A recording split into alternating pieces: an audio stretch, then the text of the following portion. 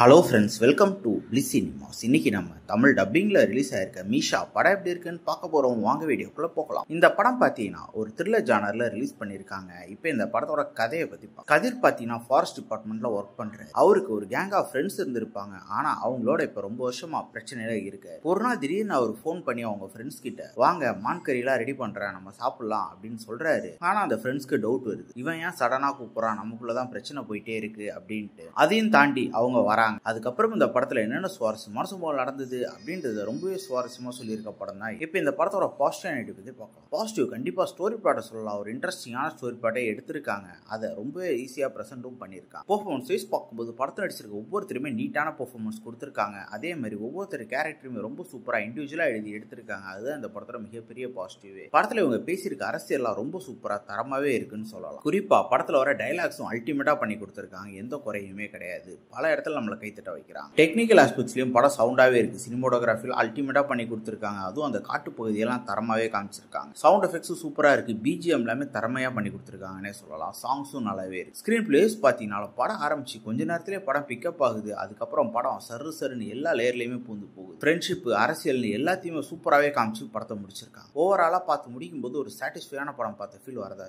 கண்டிப்பா இந்த படம் எல்லாருமே ஒன்ஸ் பார்க்க வேண்டிய ஒரு படம் தான். ட்ரை பண்ணி பாருங்க. இன்னொரு வீடியோல சந்திக்கலாம். தேங்க்யூ.